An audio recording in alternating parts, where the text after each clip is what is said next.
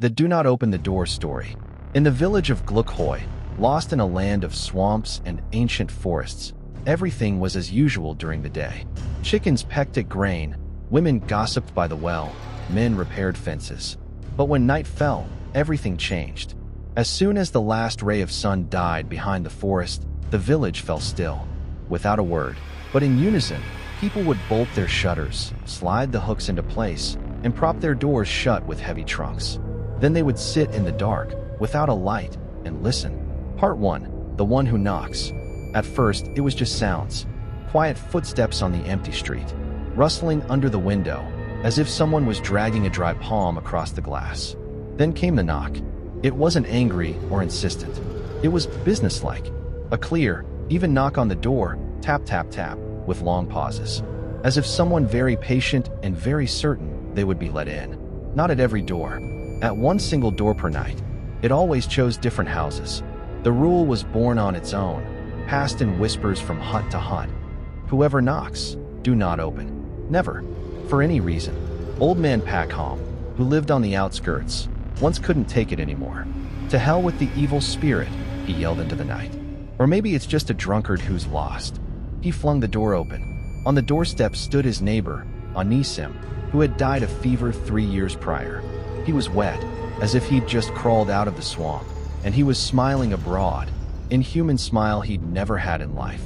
"Let me in to warm up, Pakamushka," said Anisim in the same voice, but without any inflection. Pakhom slammed the door and locked every bolt. All night long, a steady, patient knocking came from outside. In the morning, Pakhom was found in the entryway. He was alive, but sitting with his head in his hands, whispering nonstop. He's not breathing. He's not blinking. He's not breathing. His mind had dimmed. The next summer, a young couple from the city arrived in the village, Anna and Maxim. They bought an old hut as a dacha. The locals looked at them with pity and fear, but stayed silent. "How do you say such a thing? It's wildly quiet here at night," Anna laughed. "No cars, no neighbors. Just bliss." They were politely nodded at. And as darkness fell, everyone in the village knew. Tonight, the knock would come for them. And the knock came. At their brand new, painted door. Tap, tap, tap.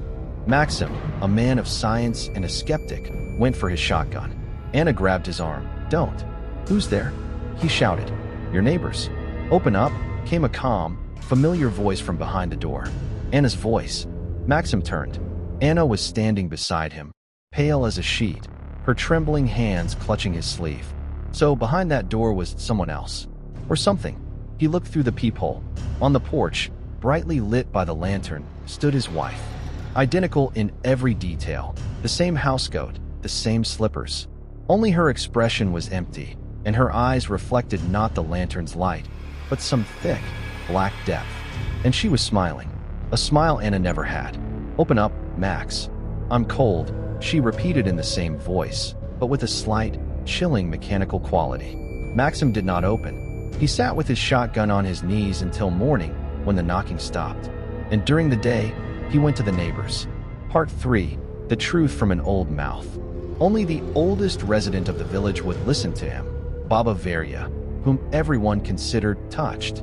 She lived in a hut hung with charms made of herbs and salt. "It's not ghouls or ghosts, dear boy," she whispered, staring into the stove. "It's the emptiness. It's been here a long time, even before the village, under the swamps. It doesn't want anything. It has neither evil nor good in it. It's like a blank page. And we, the living, are its ink. We are noisy, bright, we smell, we feel. And at night, when it's quiet and there's no sun, it comes out to look and tries to copy. To take our likeness, our voices, our memories. To also become something. Why? To fill itself. It is empty, and nature abhors a vacuum. You open the door, it enters, takes your place, and you, your soul, your essence, goes into it, becomes part of that emptiness. And here, only a doll remains. One that walks, talks, but inside, cold and silence. That doll will be like everyone else during the day, but at night it will knock on other doors, call to others, so as not to be alone. She showed Maxim an old church book, where in clumsy handwriting was written, year 1872, on the night of St. Simeon Stylites, doppelgangers appeared in the village of Glukhoye. Whoever opened the door was swapped. I bequeath the rule: if it knocks at night, do not unlock. Do not greet with light.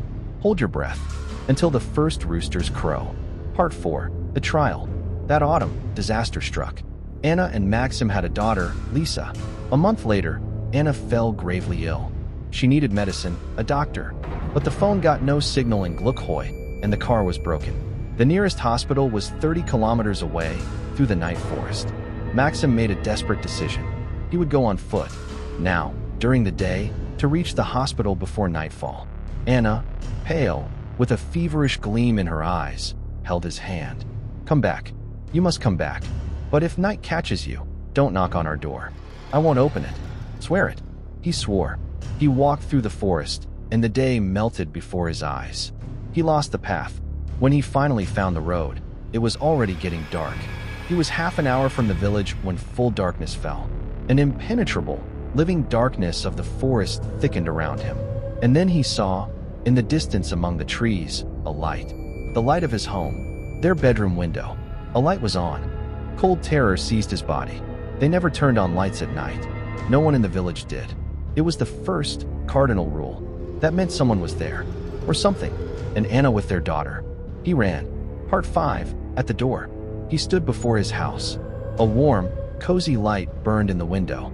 Smoke rose from the chimney. Everything spoke of life, warmth, safety, and the door was slightly ajar, just by a finger's width. From the crack poured that same light and the sound of Anna's voice. She was singing a lullaby to their daughter, the very same melody she always sang. Everything in him strained to go inside, to his wife, to his child, but something was wrong. He looked closer. On the porch, on the freshly fallen snow, there was not a single footprint. Not his, not Anna's, not the neighbor's. As if the door had opened by itself.